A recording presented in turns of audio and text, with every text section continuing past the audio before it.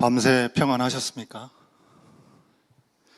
천둥 번개를 동반한 아주 강력한 비바람이 어젯밤에 이 에드먼튼 땅을 또 지나간 것 같습니다. 우리 어린 자녀들이 되게 놀라지 않았을까 생각이 좀 들었습니다. 우리가 사는 이 지역도 많은 분들이 얘기하실 때 참 여름이면 건조하고 빛이 좋아서 참 좋은 곳이다 했는데 점점 습한 게 많아지는 곳인 것 같기도 하고요. 유례 없는 이 폭풍 속의 폭우로 어려움들이 계속 진행되는 것 같습니다. 캐나다 전역이 이상기후 여파로 산불이 심하게 나는 곳도 있고 그것 때문에 고통받고 이웃의 나라에까지 영향을 끼치면서 힘겨운 시간을 보내고 있는 것이 현실인 것 같습니다. 토론토는 훨씬 더 기온이 높아가지고 힘들다고 하는 것 같아요. 우리를 심으신 이 땅 에드먼튼, 또 엘버타, 그리고 캐나다와 이웃나라 미국까지 위에서 유럽도 난리가 아닌 것 같은데 우리가 더욱 깨어서 좀 기도해야 될 때가 아닌가 생각을 합니다. 오늘 아침 칼럼을 보신 분들은 아시겠지만 어제는 외출을 좀 자제하라 라고 하는 오렌지 경보가 있었습니다. 다행히 이제 해제가 다 되어가지고 우리가 함께 이 자리에 모여서 예배 드릴 수 있어서 참 감사한 마음인데요. 이 자리에 앉아있는 여러분들은 오늘 어떤 마음으로 이 자리에 오셨습니까? 여러분, 우리 교회는 보통 한인교회들과 좀 다르게 주중에 예배 모임들이 많지 않죠. 주일에 한 번 예배 드립니다. 그래서 주일에 한 번 모여서 예배 드리는 이 공동체 예배 시간이 정말 소중하다라고 표현하신 분들이 참 많이 계신 것 같아요. 물론 개인적으로는 매일 묵상을 하고 큐티 온라인을 통해서 매일 묵상을 하고 또 정원별로 소급으로 모이시도록 권고하고 있지만 사실 개인 묵상이 오랫동안 해오신 분들에게는 아주 풍성한 은혜 자리가 될 수 있지만 아직까지 루틴으로 자리 잡지 않은 분들에게는 다소 시간이 걸리기도 하고요. 특히 올해는 더 한국에 출타하신 분들 돌아오고 계시지만 그런 분들도 많고 이 휴가철에는 정원 모임이 어려운 정원들이 좀 있겠죠. 하지만 정원별로 우리가 모여서 안내해드린 대로 주일의 말씀을 기억하고 말씀을 적용하고 나누고 함께 기도하고 교제하면 여러분 우리가 온 공동체에 모여가지고 함께 해드리는 예배와는 또 다른 그런 귀한 은혜가 있기 때문에 여러분 사람이 많이 모이든 적게 모이든 그것이 중요한 것 같지 않고요. 어쨌든 그 모임을 유지하면서 하나님의 은혜가 계속 우리 가운데 확인되는 시간들이 되었으면 좋겠습니다. 모이는 숫자가 적으면 깊은 나눔을, 깊은 교제를 더할 수 있고 또 많은 분들이 모이면 함께 나누는 기쁨이 분명히 더할 것입니다. 여러분 이건 제가 하는 말이 아니고 어떤 정원지기 부부가 직접 이렇게 표현을 하시더라고요. 많이 모이면 많이 모여가지고 더불어서 함께 나누니 좋고 적으면 적은 대로 깊이 있는 나눔을 하니까 너무 좋다라고 말씀하셨습니다.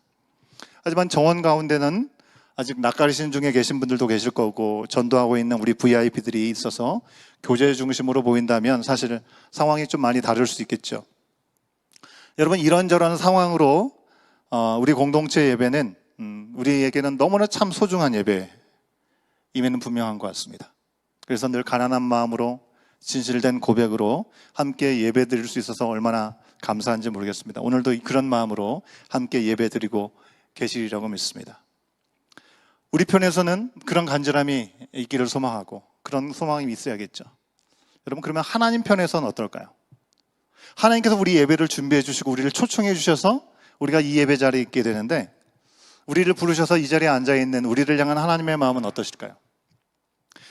분명하게 성경 말씀은 하나님을 찬송하게 하시기 위해서 우리를 부르셨다라고 지으셨다라고 말씀했기 때문에 우리가 모여서 예배드리는 것 그 자체를 너무너무 기뻐하실 것입니다.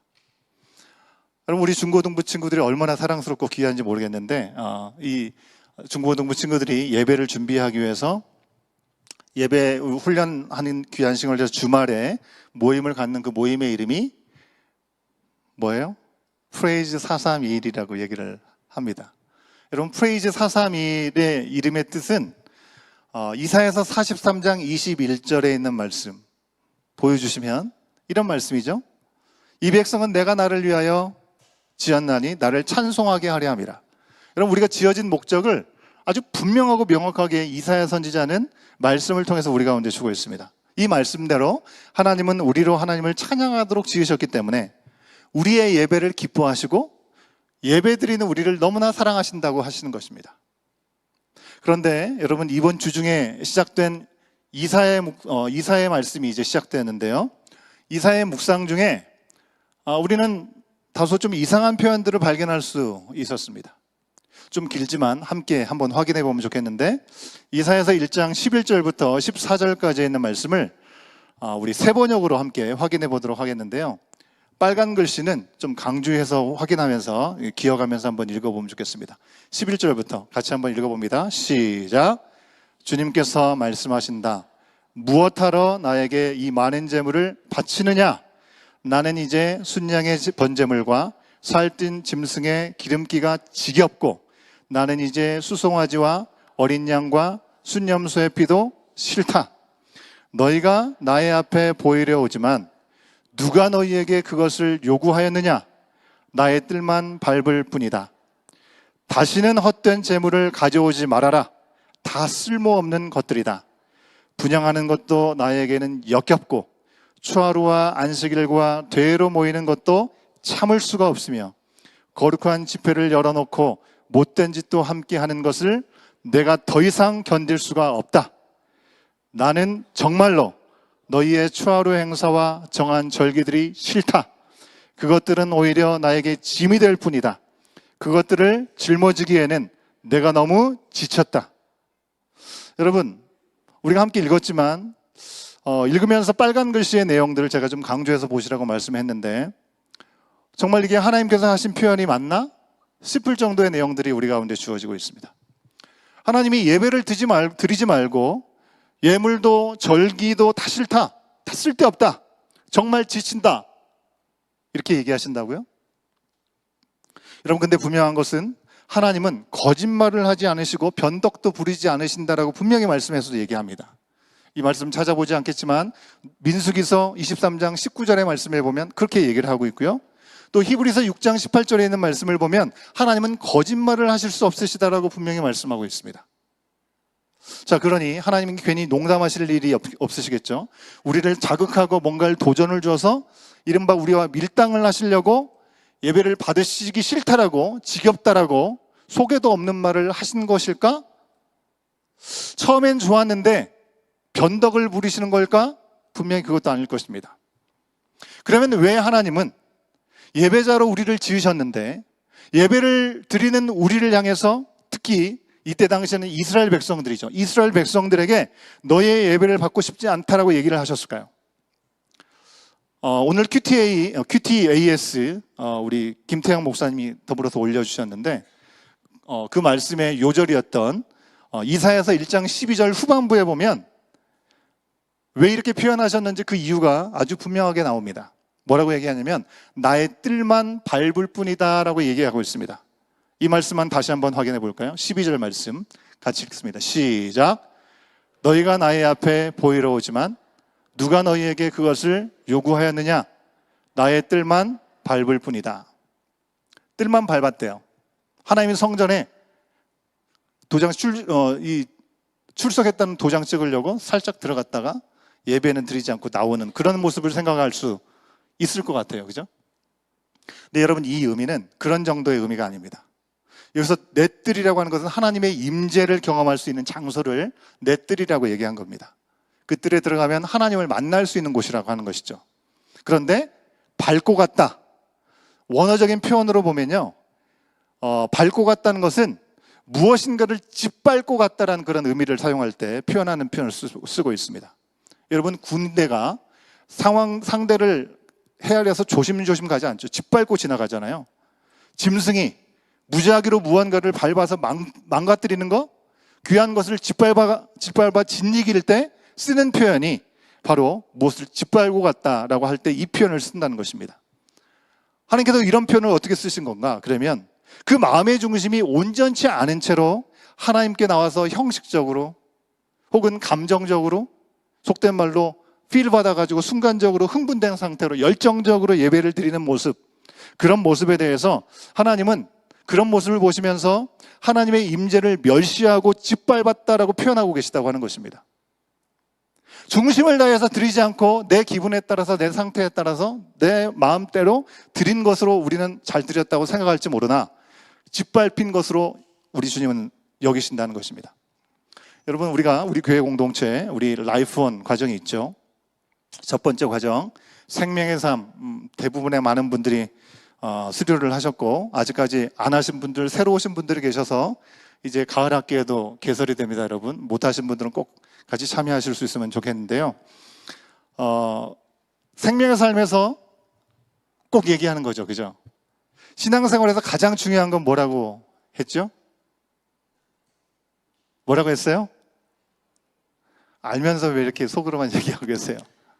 관계라고 했잖아요. 관계. 그죠? 하나님을 향한 온전한 사랑과 하나님을 향한 경외함 없이 그냥 내가 하고 싶은 대로 살고 내가 믿고 싶은 대로 살면서, 성경적인 표현을 빌려서 얘기하면 하나님을 사랑하지도 않고 이웃을 사랑하지도 않으면서 예배의 형식만을 지키는 종교인으로 전락해버린 이스라엘 백성들을 향한 하나님의 마음을 그렇게 표현하신 거예요. 그러면서 뭐라고 해요? 나는 할 만큼 했다. 종교적인 착각에 빠져 있는 것이죠. 나는 할 만큼 내가 할 도리를 다 하고 있다라고 생각한 것입니다. 그 QTAS에 김태형 목사님이 적으신 표현이 참 인상이 깊었는데, 뭐라고 했냐면, 삶의 정의가 빠진 예배는 하나님을 모욕하는 종교적 퍼포먼스라는 표현을 썼습니다. 여러분, 정말 마음과 중심이 빠진 채로 몸만 와 있어가지고 뭔가를 해야 되니까 했다라고 한다면 그것은 종교적인 퍼포먼스를 하고 있다라고 하는 것입니다. 예배를 드리러 와서 찬양하는 시간에 큰 소리로 노래를 부르고, 클라이막스로 여겨지는 곳은 손을 들고 찬양하고, 기도할 때는 주여 외치면서, 요즘 흔히 하는 말로 샤락 하면서 주님 한번 높여드리고, 설교를 들을 때 고개를 끄덕끄덕하고 다 내가 이해하고 받아들이는 마음으로 생각을 하죠. 멤버십 피를 내는 것처럼 헌금을 내는 것이 하나님께서 원하시는 예배가 아니라고 하는 것입니다. 그 모든 과정들이 끝나고 나서는 이번 주 예배 끝, 예배 잘 드려서 끝 하고 한 주 동안에 하나님과는 아무런 관계없이 내가 주인이 되고 세상의 모든 가치들이 나를 주장하면서 살아가고 있다고 한다면 그것은 종교적인 퍼포먼스에 지나지 않는다는 것입니다. 여러분, 우리 그리스도인들이 자주 하는 표현 중에 썬데이 크리스찬이라는 표현이 있죠. 여러분, 썬데이 크리스찬이 된다고 하는 것은 우리의 삶의 주인이, 그리고 우리의 온 세상의 주인이 되신 하나님을 멸시하는 것이고, 그러다가 예배당에 오면 예배자의 모드로 전환하는 것이죠. 가식적이고 형식적인 모습을 하나님은 불편해하시는 정도가 아니라 너무너무 지겹고 미워하고 역겨워하신다라고 경고하고 계셨습니다. 사랑의 하나님께서 어떻게 그 말씀을 그렇게까지 하실 수 있지? 의아할 수도 있죠. 그죠? 아니, 이 자리에 와 있는 것만으로 기특하게 생각하실 수 있어야 되는 거 아닌가? 그 말도 완전히 틀리지는 않다고 생각합니다. 여러분, 만약에 한 부부가 있는데, 저는 남편이니까 제가 남편의 악역을 맡는다 생각하고 예를 들어보겠습니다. 집에 들어오면 아내에게 선물도 주고 사랑한다고 표현도 하고 애정 표현도 합니다. 근데 집 밖에 나가면 하루 종일 일하는 동안에 아내는 한 번도 생각하지도 않고 내가 하고 싶은 대로 다른 사람들과 부적절한 관계들을 맺으면서 욕망대로 마음에 끌리는 대로 살아간다고 한번 생각해 보십시오. 그런데도 아내가 남편을 너무 사랑하기 때문에 사랑하는 마음으로 남편의 이중적인 모습, 아주 불의한 모습을 아는데도 모른 척하고 그냥 그래도 나는 네가 좋아. 그렇게 살면 그게 정말 사랑일까요, 여러분? 여러분, 결혼은 약속이라고 얘기합니다. 그죠? 서로가 약속하는 것입니다. 그 약속과 소중한 관계를 일방적으로 깨트린다고 하는 것은 그냥 두고 보고 참고 품는 일이 될 수 없다는 것입니다. 정말 사랑하면 아닌 것은 아닌 거라고 얘기할 수 있어야 되고, 잘못된 것은 잘못됐다고 얘기를 하고 바로잡고 회복하는 것이 진짜 사랑인 것이죠. 꼭 부부관계뿐이겠습니까? 우리가 정말 둘도 없는 친구고 내 목숨까지 내어줄 수 있는 그런 친구, 지인 관계라고 하더라도 정말 중요한 건데 이 사람하고 관계가 멀어지고 어려워질까 봐 그것을 못 본 척하고 아닌 척 한다면 정말 그분을 사랑하는 것일 수 있을까라고 우리는 생각해 볼 수 있어야 된다는 것이죠. 하나님과 이스라엘, 하나님과 우리의 관계도 마찬가지라고 하는 것입니다. 이사야 1장 말씀에서 하나님은 그냥 난 널 싫어, 네가 하는 거 다 싫어, 그렇게 끝나지 않았다는 것입니다. 그의 죄가 쥐농같이 붉을지라도 눈과 같이 희어질 수 있도록 마음 아프지만 징계를 하시고 징계를 통해서 심판을 하시는 것입니다. 그렇게 이스라엘이 죄를 뉘우치고 돌아와서 다시 정신을 차리고 하나님과 관계가 회복될 수 있도록 이끄신다라고 말씀하고 계시는 것이죠.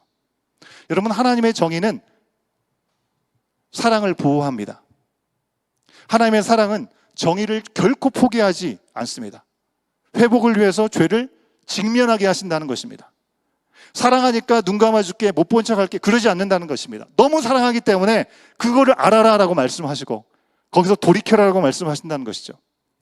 하나님이 이스라엘을 사랑하셔서 원하시는 정의, 그들이 하나님을 예배하는 자로서 갖춰야 될 그 모습은 예배당, 성전에서만 격식을 잘 갖춘 모습이 결코 아니었습니다.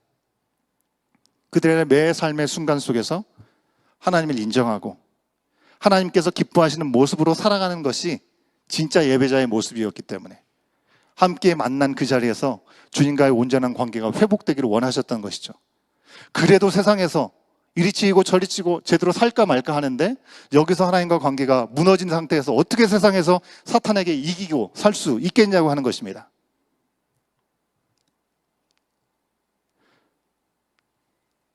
하나님을 진정으로 높이고 찬양하는 삶이 하나님께서 지으신 모습 그대로 살아가는 참된 삶이라는 것을 말씀하고 계신 것이죠. 여러분, 오늘 시편의 다윗의 시, 이사야 말씀이 기록되기 한 250년 전에 기록되었습니다. 그런데 다윗의 시에도 똑같이 나타나는 예배자의 모습이 있는데 그건 뭐냐면 성소 안에 갇혀져 있는 예배자로 얘기하지 않는다는 것입니다. 다윗은 1절에서 주님께 질문하듯이 이야기합니다. 시편 15장 1절 말씀을 세 번역으로 같이 한번 확인해 보도록 하겠습니다. 같이 읽겠습니다. 시작. 주님, 누가 주님의 장막에서 살 수 있겠습니까? 누가 주님의 거룩한 산에 머무를 수 있겠습니까? 여러분, 다윗이 정말 몰라서 정말 궁금해서 지금 질문을 하고 있는 것일까요? 그렇게 볼 수가 없습니다. 2절부터 보면 스스로 답을 적고 있으니까요. 그렇다면 왜 다윗은 이 질문을 하듯이 누가 하나님의 임재 앞에서 설 수 있는 사람들인지를 질문하고 있을까요? 다윗이 누가 하나님께 예배할 수 있는지를 질문한 이유는요, 첫 번째는 거룩한 하나님 앞에서 내 자신 스스로를 돌아보기 위해서였습니다. 하나님께 예배드리러 나가기 전에 나는 과연 정말 하나님 앞에 설 수 있는 사람인가? 그걸 물었던 것이죠. 여러분, 오늘 이 자리에 있는 우리는 하나님 앞에 나오면서 이런 질문을 하고 있습니까? 질문을 하고서는 너무 자격이 없네, 질문하고 돌아가라고 이런 질문을 드리는 것은 아니겠죠. 우리 모두는 다 스스로 자격이 없습니다. 오직 예수 그리스도의 보혈의 공로로 우리가 여기 다 이 자리에 있는 줄 믿습니다. 그러기에 여러분, 우리가 예배 초반에 사도신경을 고백하잖아요. 우리의 신앙을 고백하는 것은 너무나도 중요합니다. 여기 모여서 예배드리는 우리는 어떤 사람들인지, 우리가 이런 고백을 하는 사람들이라는 걸 기억하고 예배드리는 건 너무 중요한 것이죠. 누구 덕분에, 무엇 때문에 우리가 이 자리에서 예배드릴 수 있는지 알고 믿어야 하는 것이죠. 그 공로에 감사할 수 있어야 됩니다. 거기서부터 참된 예배가 시작되는 것이죠. 그러니 여러분, 우리도 다윗처럼 스스로에게 물어야 할 것입니다. 누가 주님의 예배당에 올 수 있고 예배당에 머물면서 예배드릴 수 있겠습니까? 나는 하나님 앞에 설 수 있습니까? 이 질문을 통해서 예수님을 더욱 의지하고 하나님께 나아갈 수 있는 우리 모두가 될 수 있기를 간절히 소망합니다. 다윗이 이 질문하는 두 번째 이유는요, 시편 15편이 예배자들을 위한 입장 예식을 위해서 사용되었기 때문이라는 겁니다. 학자들은 그렇게 얘기합니다. 이 시가 백성들이 예배로 나오면 제사장이나 레위인이 1절의 말씀으로 하는 질문으로 성전 입장 예식에 쓰여졌을 것이다 라고 얘기를 합니다.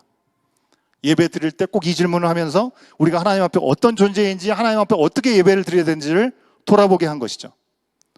여러분, 무슨 얘기입니까? 하나님은 우리가 원하면 찾고 바라면 나와서 예배드리는 대상이 아니라는 것입니다. 미시는 그런 거죠. 그죠?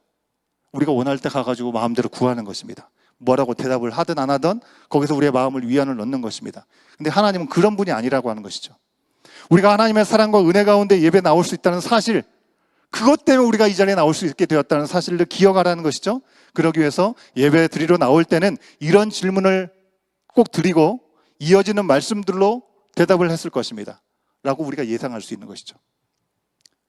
여러분, 이 질문에 나오는 살다, 머무르다라는 단어가 있습니다. 누가 주님의 장막에 살 수 있습니까? 누가 주님의 거룩한 산에서 머무를 수 있습니까? 이 두 단어는 시자가 좀 다릅니다. 살다라는 말, 원어는 잠시 머무르다라는 그런 의미의 말을 갖고 있고요. 머무르다라는 원어는 영원히 머무르다라는 그런 뜻을 갖고 있습니다. 점층적인 표현이죠. 뭘 얘기하고 싶었던 거냐면, 우리가 하나님께 예배드리는 것은 잠깐 얼굴을 비추는 정도가 아니라 계속해서 그 주님과 동행하고 하나님 안에 거하는 것임을 알려주신 것입니다. 여러분, 여기서 영원히 머무르다라는 말에서 히브리어 쉐키나라는 말이 나왔는데요, 하나님의 임재라는 말이 여기서 나온 것입니다. 하나님의 임재. 다윗은 이스라엘 백성들이 하나님의 성소 뜰만 밟고 종교적인 만족과 위안을 삼는 그런 삶 정도가 아니라 하나님의 임재 가운데 거하고 늘 동행하는 삶의 예배를 살기를 이 시를 통해서 소망하고 있는 것입니다. 그렇다면 여러분, 다윗이 믿음으로 고백했던 하나님의 임재 가운데 영원히 머무르는 사람, 그런 사람은 누구일까요? 2절부터 5절까지의 말씀에서 다윗은 말합니다. 첫 번째, 한번 같이 따라하겠습니다. 온전한 마음으로, 전심으로 하나님께 속한 삶을 사는 사람입니다. 여러분, 개역개정에서는요, 정직하다라고 번역을 하고 새 번역에서는 깨끗하다라고 번역된 이 표현, 탐임이라고 하는 표현은요, 죄와 허물이 아예 없다라는 게 아니라 하나님 중심의 방향성, 하나님 중심의 라이프 스타일, 그것을 가지고 말씀으로 복종하며 살아가는 사람을 얘기하고 있습니다. 성경 속에서도 이야기하는 사람 있죠? 여러분, 노아 당대 의인이라고 얘기를 했잖아요. 어떻게 사람이 의로울 수 있습니까? 하지만 노아를 향해서 그렇게 얘기하셨습니다. 욥도 그런 표현을 받았죠. 당시에는 노아나 욥이나 하나님 앞에 완전하다라고 칭함을 받았습니다. 다윗은 어떻습니까? 그 시대는 아니고 후대에 하나님의 마음에 합한 사람이라는 그런 표현을 들었던 것이 다윗이었습니다. 하나님을 왕으로 모시고 내 자신을 부인하고 말씀대로 살아간 사람들이 바로 이와 같은 사람들이었고, 그들이 바로 영원히 함께 머무는 삶을 살아가는 사람들이 될 수 있다는 것입니다. 우리 믿는 사람들도 허물이 없을 수 없죠.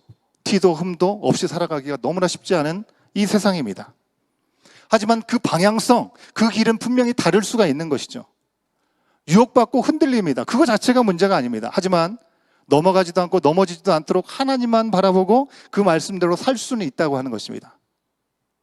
이런 사람이 참된 예배자고 하나님이 기뻐하시는 예배자라고 오늘 말씀은 우리 가운데 얘기해 주고 있습니다.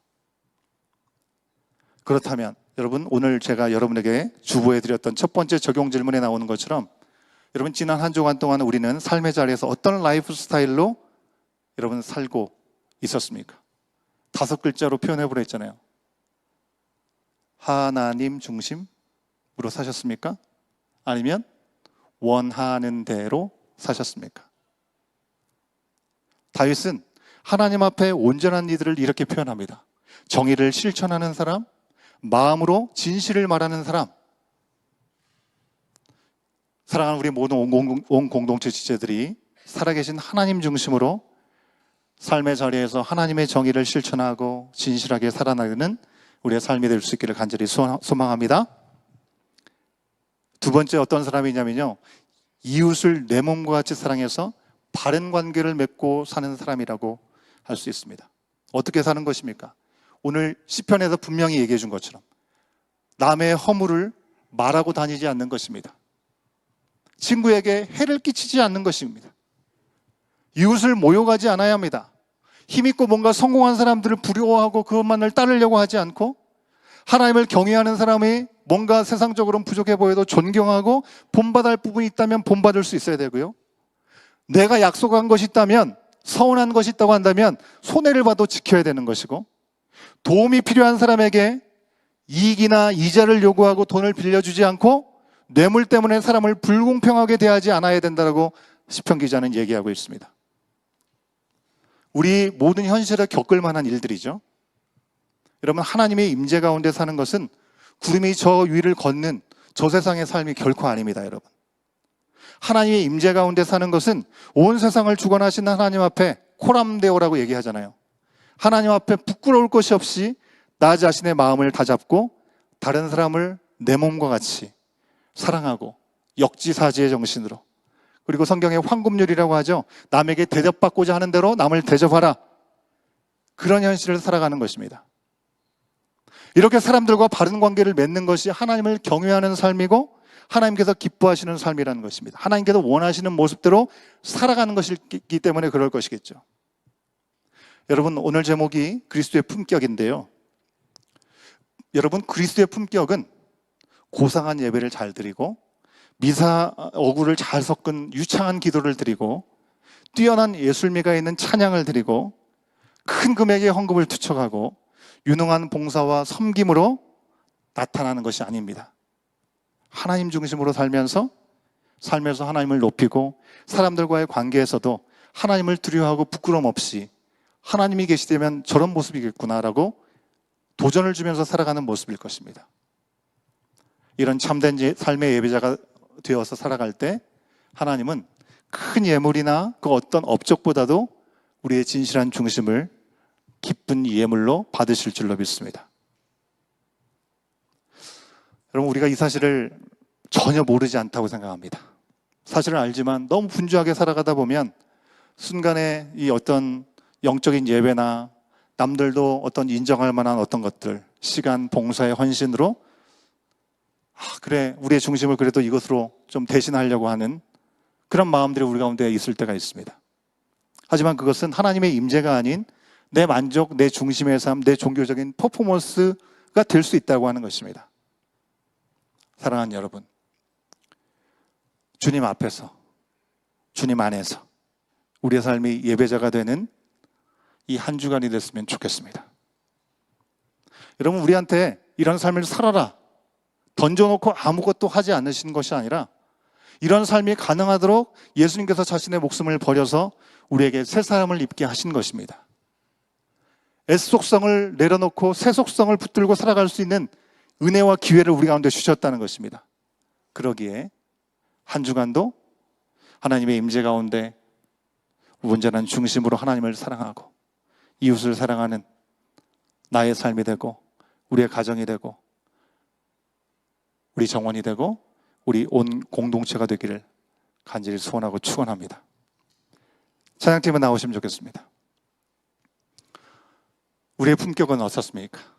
주님 앞에 다윗이 했던 그 질문을 우리가 던질 때 우리는 어떤 모습으로 반응할 수 있을까요?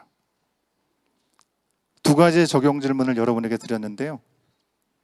말씀을 묵상하시면서 한번 돌아보시고 정원 모임을 통해서 함께 나눌 수 있는 시간들이 있으시면 참 좋겠다 생각합니다. 이번 한 주간 삶의 자리, 가정, 직장, 학교 등에서 나는 어떤 사람이었나요? 나의 한 주를 5글자로 수식해 봅시다. 오늘 나는 하나님 앞에 어떤 사람으로 서 있습니까? 우리의 믿음과 우리의 삶이 분리되지 않고 하나로 갈 수 있기를 소망하는 마음으로 이 시간 주님 앞에 주님과의 관계가 온전히 회복되어지고 세워지기를 소원하는 마음으로 결단하면서 주님 앞에 우리의 시간을 드릴 수 있으면 좋겠습니다. 다 같이 일어나셔서 우리 결단 찬양